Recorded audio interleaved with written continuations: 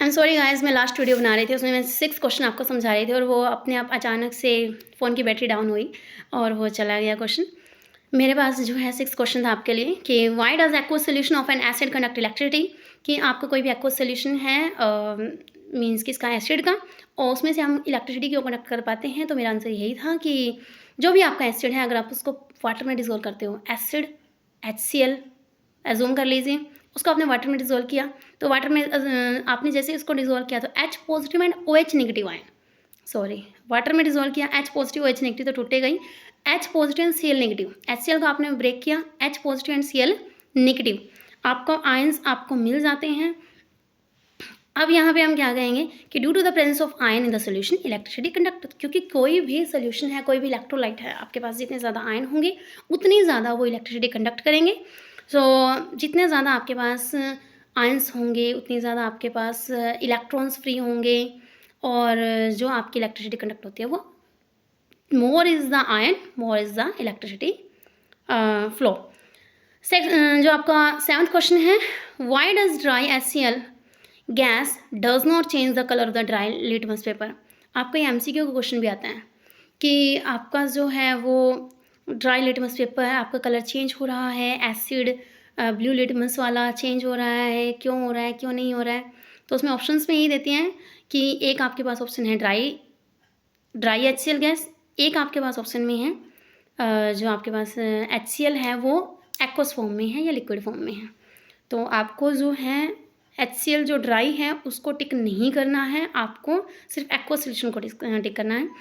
Dry HCl gas does not change the colour of the dry litmus paper, why? Because it does not produce hydronium ion, क्योंकि dry है वो gaseous form में है HCl, और gaseous form में जो है वो अपना जो बॉन्ड है वो ब्रेक नहीं कर सकती। जब HCl जो है एक्वस फॉर्म में होता है तो यहाँ पे बॉन्ड के ब्रेकेज में, और या फिर जब भी कोई बॉन्ड टूटता है तो लार्ज अमाउंट ऑफ हीट निकलती है। जब भी कोई बॉन्ड टूटे या बने, ब्रेकिंग होती है बॉन्ड की या फिर वो उसकी फॉर्मेशन होती है, so large amount of heat energy required होती है। सो उस टाइम पे हमारे पास आयंस बहुत ज़्यादा हमें मिल जाते हैं। तो यहाँ पे बात हो रही है ड्राई HCl गैस की। ड्राई HCl गैस में आयंस नहीं होते तो वहाँ पे हाइड्रोनियम आयन की कंसंट्रेशन नहीं बन पाती। अब हाइड्रोनियम आयन की कंसंट्रेशन नहीं बन रही तो हमारा जो लिटमस पेपर है वो एसिड के प्रेजेंस को फिल नहीं कर पा रहा, मीन्स उसका H पॉजिटिव नहीं मिल रहा। H पॉजिटिव की प्रेजेंस में ही वो क्या करेगा, अपना कलर चेंज करेगा। तो यहाँ पे एक्वस जो है होगा, HCl अगर एक्वस होगा तो ही H पॉजिटिव होगा, और तो तभी वो एसिडिक नेचर दिखाएगा, तभी लिटमस पेपर अपना जो कलर चेंज करेगा, और अगर गैसेस फॉर्म में है तो वो कलर चेंज नहीं करेगा। हमारा जो है नेक्स्ट क्वेश्चन है 8th question, while diluting N acid, जब हम किसी एसिड को डाइल्यूट कर रहे होते हैं, so why it is recommended, यह है क्यों रिकमेंड किया जाता है कि acid should be added to water and not water to acid. While जब हम किसी भी एसिड को डाइल्यूटेड कर रहे हैं तो आपको ये रिकमेंड क्यों किया जाता है कि आप एसिड को वाटर में ड्रॉप वाइज स्लोली स्टीर करते हुए उसको डिज़ोल्व करें। अभी पिछले क्वेश्चन में ही मैंने ये पॉइंट डिस्कस किया है कि जब हमारा एसिड वाटर में डिज़ोल्व होता है तो वहाँ पे लार्ज अमाउंट ऑफ हीट निकलती है, इंथैल्पी बोल सकते हैं आप उसको। HCl के बॉन्ड के टूटने में भी, HOH जहाँ की हाइड्रेशन इंथैल्पी है, वाटर की जो ब्रेकिंग है, उस बॉन्ड को तोड़ने में बहुत ज़्यादा एनर्जी, मीन्स बहुत ज़्यादा एनर्जी रिलीज़ होती है उस बॉन्ड के ब्रेकिंग में। सो उसके बाद जो है मैं कह सकती हूँ कि जब इतनी ज़्यादा हीट वहाँ पे हमारी जो है वो रिलीज़ होती है HOH बॉन्ड के टूटने पे, तो वो जो हीट है वो क्या कर देती है, वो बिक्कर को गर्म कर देती है। बिक्कर हमारा जो है वो हॉट हो जाता है, हम टच करके भी देख लेते हैं खुद, जब हम लैब में एक्सपेरिमेंट करते हैं तो आप तब वहाँ पे फील करोगे कि आपने जैसे वाटर लिया, वाटर के अंदर आपने जैसे एसिड डाला, आपने धीरे धीरे धीरे धीरे डालना है, उसके बाद भी वो जो बिक्कर है वो गर्म हो जाएगा। वो गर्म क्यों हो रहा है? हाइड्रेशन एंथैल्पी की वजह से। सो यहाँ पे बॉन्ड ब्रेक हो रहा है, जहाँ बॉन्ड ब्रेक होता है या बॉन्ड फॉर्मेशन होता है, so large amount of energy release होती है आपकी, ठीक है। And not water to acid, आपको वाटर एसिड में नहीं डालना भाई। इसका आंसर क्या है देखिए ज़रा, dilution of concentrated acid with water is highly exothermic, कि जब भी हम डाइल्यूटेड करते हैं किसी एसिड को वाटर के साथ, तो ये बहुत ज़्यादा हाईली एक्सोथर्मिक होता है। एक्सोथर्मिक किसको बोलते हैं? जिसमें हीट निकलती है।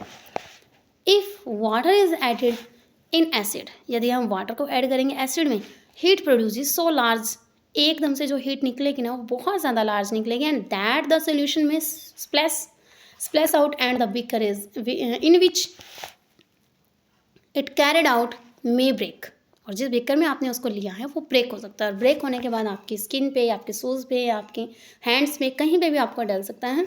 तो इस तरह से वो आपके लिए जो है हार्मफुल है। सो हम यही कहेंगे, ड्यू टू एक्सेसिव हीट के कारण जो है वो आपका जो वेसल है, सो भी बेकर है आपने लिया है, वो क्या हो जाएगा? ब्रेक हो जाएगा। Hence dilution is done by adding acid into water. So हमेशा हमारा जो डाइल्यूशन होना चाहिए वो एसिड को स्मॉल अमाउंट में आपको डालना है वाटर में, क्योंकि आप इस टाइम पे जो बॉन्ड ब्रेक कर रहे हो वो HOH का ब्रेक कर रहे हो, और hydration enthalpy large amount of heat जो है वो रिलीज़ करती है। रिलीज़ होगी तो एक्सोथर्मिक प्रोसेस होगा। और अगर आपने एकदम से एसिड जो है वाटर को एसिड में एकदम से डाल दिया तो एकदम से लार्ज अमाउंट ऑफ बॉन्ड एकदम से ब्रेक होंगे, large amount of bond break होंगे तो लार्ज अमाउंट ऑफ एनर्जी आएगी, वहाँ पे large amount of energy release होगी, तो आपको बीकर जो है वो ब्रेक हो सकता है। 9th क्वेश्चन है हमारे पास, how is the concentration of hydronium ion affect when a solution of an acid is diluted.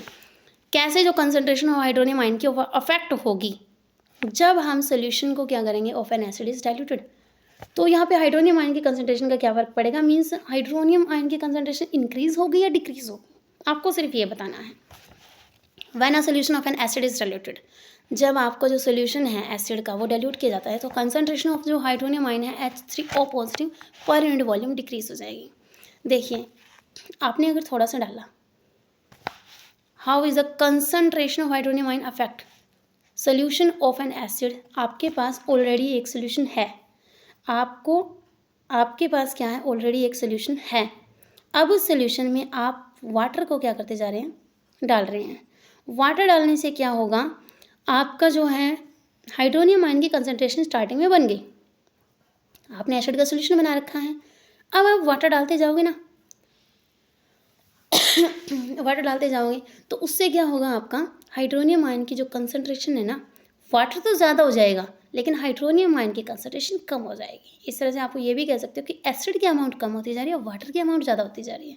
एक पर यूनिट एरिया में भी लगा लो, अगर आप इतना का एक 1 सेंटीमीटर क्यूब एरिया भी लेते हो, जो वॉल्यूम लेते हो 1 सेंटीमीटर क्यूब वॉल्यूम ले रहे हो आप, उस इतने वॉल्यूम के अंदर आपके पास एक एसिड था, वो डाइल्यूटेड हो चुका था, मीन्स वो आपका सोल्यूशन था। अब आप उसके अंदर वाटर डालोगे, डालने से क्या होगा, आपकी जो कंसंट्रेशन है उतने पर्टिकुलर एरिया में हाइड्रोनियम आयन की जो कंसंट्रेशन है वो तो कम हो रही है, वाटर की ज़्यादा हो रही है। ठीक है, हाइड्रोनियम आयन की कंसंट्रेशन क्या हो जाएगी, कम हो जाएगी। यही इसका आंसर है, सिंपल ना।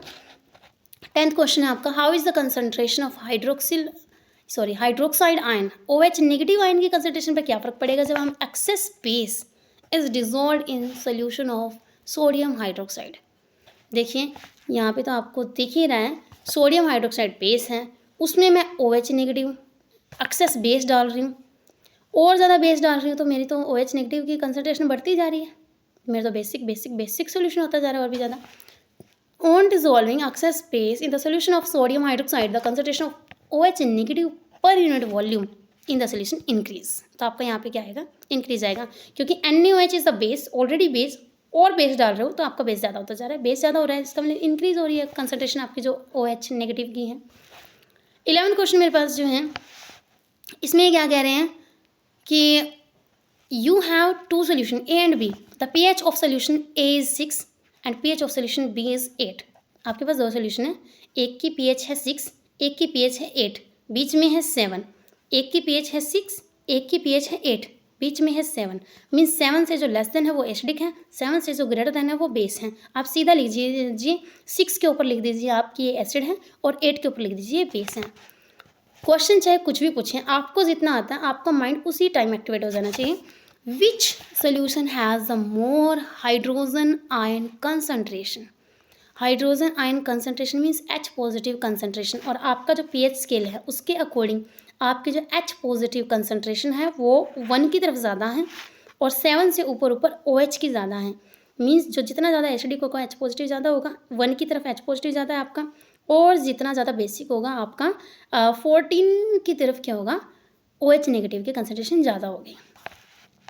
तो इन्होंने कहा कि which solution has the more hydrogen ion concentration and which of these is acidic and which of these is basic। Answer आप पहले से निकाल चुके हो कि 6 वाला जो हमारा एसिड है और 8 वाला हमारा बेसिक है। ठीक है, तो आपको जस्ट अपना आंसर राइट डाउन करना है, इसमें ज़्यादा दिमाग लगाना ही नहीं, जिसमें हार्ड वर्क की जरूरत ही नहीं है, तो कोई दिक्कत नहीं है उस क्वेश्चन में। The pH of the solution is inversely proportional to the hydronium ion concentration. इन्होंने कहा कि जो पीएच होती है वो हाइड्रोनियम आयन की कंसंट्रेशन की रेसिप्रोकल होती है। मीन्स सॉरी रेसिप्रोकली कह सकते हैं, इनवर्सली प्रोपोर्शनल कह सकते हैं उसको। So this means that the solution having lower pH, इसका मतलब क्या है, आपकी पीएच क्या होगी, लोअर होगी।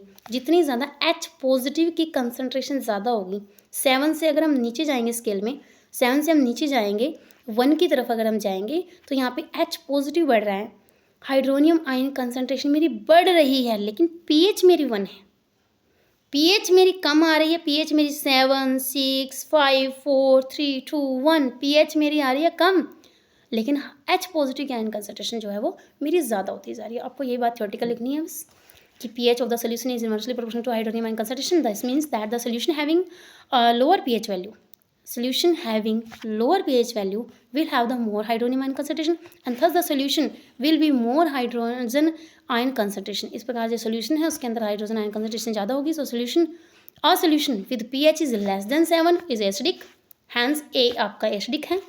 जिसमें ग्रेटर देन 7 मिल गया आपको, वो आपका बेसिक है, मीन्स बी आपका बेसिक है। आंसर आपको वही लिखना था। थोड़ा सा डिफाइन किया किसके साथ, हाइड्रोजन आयन कंसंट्रेशन आपका क्वेश्चन में ही दिया हुआ है, इसी को थोड़ा सा आपको थ्योरेटिकल में घुमाना है और कुछ नहीं करना है। इस क्वेश्चन में ज़्यादा माइंड की जरूरत भी नहीं है आपको लगाने की। What effect does the concentration of H positive ion have on acidic nature of the solution. What effect, क्या इफेक्ट पड़ेगा, does the concentration of H positive aqueous, H positive aqueous, H positive आपके पास कोई aqueous है, solution है, उसमें H positive की concentration है, okay, उस पर क्या फ़र्क पड़ेगा, उस पर क्या फ़र्क पड़ेगा। Ion have on acidic nature, जिसके पास क्या है, एसिडिक नेचर है of the solution. So water contain exactly the same number of H positive and OH negative. अब एक वाटर के अंदर क्या होता है, एक्वस बोल रहा है, वो वाटर कह रहा है, जो वाटर है उसके अंदर equal number of H positive है, equal number of OH negative है, okay. Acid solution contain more hydrogen ion than water. ये कह रहा है कोई भी एसिड हुआ ना, उसके अंदर H पॉजिटिव की वाटर से ज़्यादा होती है, H पॉजिटिव की कंसंट्रेशन वाटर से क्या होती है, वो ज़्यादा होती है, ओके। वही बातें लिखिए जो आपकी नॉलेज है। Higher the concentration of H positive ion in the solution, more acid in the solution. इसने पूछा कि H पॉजिटिव पे क्या फ़र्क पड़ेगा यदि आपने एक्वस बनाया हुआ है, तो एक्वस कोई सोल्यूशन बनाया हुआ है एसिडिक नेचर में, हमें H पॉजिटिव का ही बताना था बस। हमारी H पॉजिटिव अगर ज़्यादा है तो हमारा जो है एसिड ज़्यादा है, H पॉजिटिव हमारी कम होती जा रही है तो हमारा एसिड कम है। इन्होंने कहा वाटर है, एक्वस है, एक्वस के अंदर H positive and OH negative, हम दोनों हमारे इक्वल होते हैं, ओके, दैट्स इट। इन्होंने कहा कि higher the concentration of H positive in the solution, more acid is the solution. Clear है, ये क्वेश्चन बहुत ईजी है। 13 क्वेश्चन देखते हैं। Do basic solution also have H positive ions, क्या कोई बेसिक सोल्यूशन भी आपकी H पॉजिटिव कंसंट्रेशन जो है एक्वस आयन रखता है। If yes then why are these basic, यदि ये रखते हैं तो ये बेसिक क्यों है। Basic solution also have H positive ion concentration, क्योंकि अभी हमने कहा कि हाइड्रोनियम आयन की कंसंट्रेशन जितनी क्या होगी, कम होगी। हाइड्रोनियम आयन की कंसंट्रेशन, हाइड्रोनियम आयन क्या है, H3O पॉजिटिव, बेसिक से ये कम है, लेकिन इसके अंदर H3O पॉजिटिव मीन्स HOH के पास H पॉजिटिव तो है, HOH के पास H पॉजिटिव तो है, दैट मीन्स H3O पॉजिटिव। अब लेकिन कम है, अगर कम हुई तो बेस, ज़्यादा हुई तो acid. Basic solution also have H positive ions in the addition to OH negative ion, कि OH नेगेटिव के साथ साथ H पॉजिटिव भी रखता है। They are basic because in the solution OH negative concentration is greater, क्योंकि हमें पता है कि भाई H पॉजिटिव तो है, ऊपर जाते जाते बेसिक की तरफ जाते जाते OH नेगेटिव की कंसंट्रेशन ज़्यादा है H पॉजिटिव के कंपैरिजन में, greater than the H positive ion concentration. बस इतना सा आंसर देना था कि हाइड्रोनियम आयन की कंसनट्रेशन में एच पॉजिटिव तो है बट वहाँ पे ओ एच ज़्यादा है, ओ एच ज़्यादा की वजह से वो बेसिक है। सिंपल सा आंसर आपको देना था। 14 क्वेश्चन हमारा है, ज़्यादा लंबी वीडियो ना बनाते हुए मैं जल्दी खत्म करने की कोशिश करूँगी। 19 क्वेश्चन आपके और अभी मैं 14 क्वेश्चन पे आई हूँ।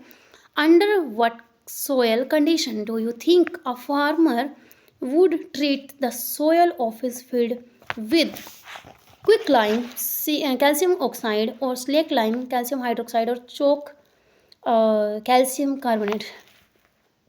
अंडर वट सॉइल कंडीशन, मिट्टी की वो कौन सी अवस्था है, do you think a farmer, जिसमें जो किसान है उसको ये सोचना चाहिए कि वुड ट्रीट, उसको अपनी जो सोयल है उसको ट्रीट करना चाहिए, would treat the soil of his field, अपने खेत की मिट्टी को उसको ट्रीटमेंट देना चाहिए किसके साथ, या तो उसमें वो कली डाल दे कैल्शियम ऑक्साइड क्विकलाइम, या तो उसमें वो सूखा बिना बुझा चूना डाल दे क्विकलाइम बोलते हैं जिसको, या कैल्शियम ऑक्साइड बोलते हैं CaO, या वो स्लेक लाइम भी डाल दे, कोई दिक्कत नहीं है क्योंकि जब वो अपने खेत में पानी देगा तो वो अपने आप भी जो है आपका बिना बुझे चूना बुझे हुए चूने में कन्वर्टेड हो जाएगा। दैट मीन्स कैल्शियम ऑक्साइड में अगर हम वाटर ऐड करते हैं H2O तो वो कैल्शियम हाइड्रोक्साइड बन जाता है OH ब्रैकेट 2 CaOH ब्रैकेट 2।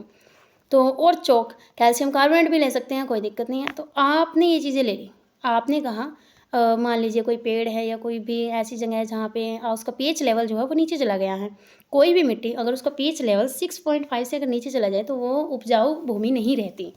तो उसके ट्रीटमेंट के लिए उसमें कोई भी एडवाइस देगा आपको कि आप थोड़ा सा ना चूना डाल दीजिए, उसमें कैल्शियम ऑक्साइड डाल दीजिए। तो वो क्या इम्प्रूव करना चाह रहा है अपनी, वो इम्प्रूव करना चाह रहा है उसकी पीएच, वो उसकी पीएच को इम्प्रूव करना चाह रहे हैं क्योंकि उसकी पीएच जो है वो 7 से नीचे आ गई है। 7 से नीचे जाने का मतलब है उसका पीएच लेवल जो है वो घट रहा है। अब उसको बेस की ज़रूरत है, बेसिक मीडियम की ज़रूरत है थोड़ा सा, क्योंकि कैल्शियम ऑक्साइड में जब वाटर ऐड करते हैं तो कैल्शियम हाइड्रोक्साइड बन रहा है, हाइड्रोक्साइड इज़ अ बेस। और जैसे CO कैल्शियम कार्बोनेट में अगर हम कैल्शियम को निकाल दें तो मेरे पास जो बचता है CO3 2 नेगेटिव बचता है, this is also base. So now most of the plant grow best when the pH of the soil is close to 7। ज़्यादातर प्लांट अच्छी तरह से ग्रोथ तभी करते हैं जब उनका जो मिट्टी का जो सोयल का जो pH है वो 7 के पास होता है। If the soil is through acidic, यदि आपकी जो सोयल है वो एसिडिक हो जाए या थ्रू बेसिक हो जाए, pH लेवल उसका बिगड़ जाए, so the plant grow badly, बड़ी मतलब एक मुरझाया हुआ सा पतला सा बिल्कुल ऐसा सा आपका प्लांट जो है वो ग्रो करेगा। And do not grow at all, या फिर वो अपनी ग्रो नहीं करेगा।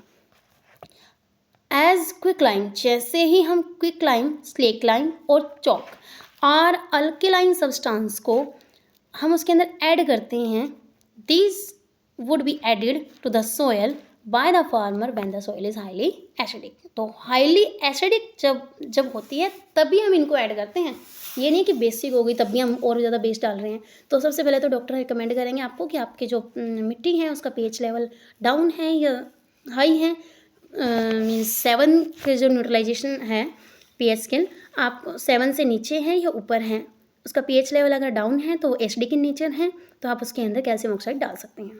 That's it. Question number 15, what is the common name of the compound CaOCl2?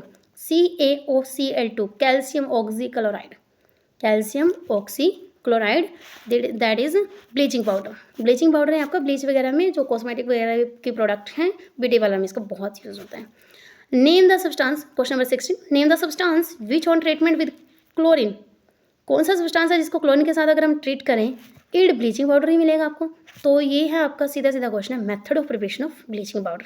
सो आपको ये रिएक्शन करनी है, method of preparation of bleaching powder. उसमें आप क्या करते हैं, कैल्शियम हाइड्रोक्साइड की अगर आप क्लोरीन के साथ रिएक्शन करवाते हैं तो आपको CaOCl2 मिल जाता है। कैल्शियम हाइड्रोक्साइड का आपको नाम देना होगा यहाँ पे, क्योंकि उसने सीधा क्या बोला, नेम द सब्सटेंस, सब्सटेंस का आप नाम बोलो ना कि फॉर्मूला।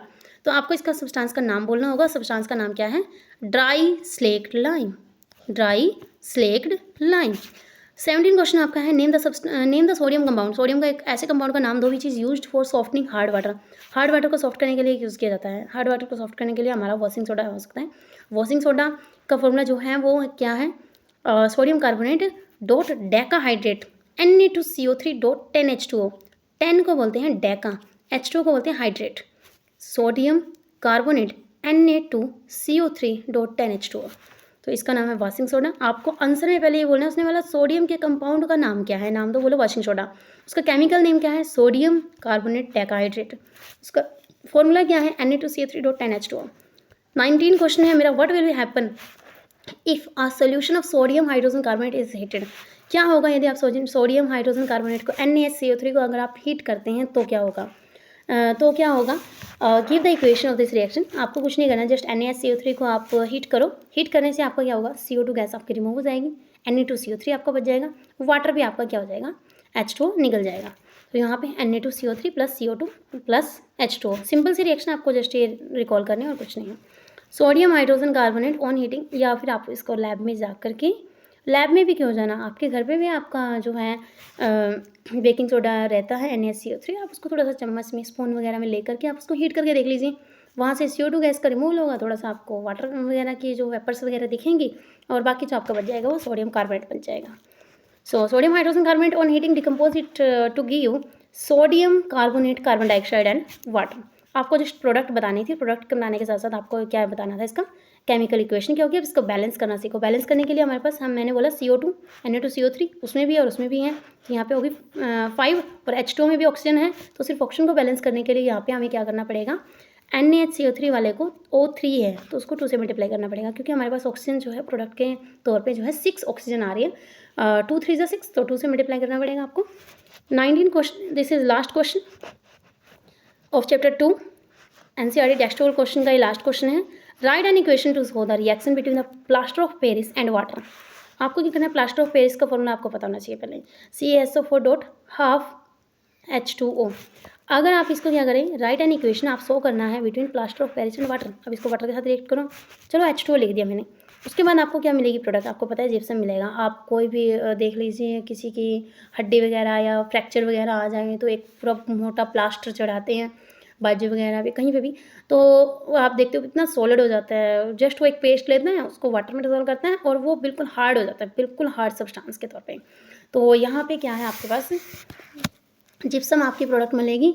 जिप्सम का फॉर्मूला है आपका CaSO4.2H2O। अब 2H2O को बैलेंस करने के लिए हाफ H2O था, तो हमें कितना चाहिए, 1.5 वाटर चाहिए, तो आपको यहाँ बैलेंस करके लिखना पड़ेगा CaSO4.12H2O plus 1.5 H2O goes to CaSO4.2H2O। सो ये आपको मिल जाएगा जिप्सम। सो आई होप आपको ये अच्छे से क्लियर हो गए होंगे ये क्वेश्चन और आप इनका रिवीजन कर सकेंगे। Thank you so much.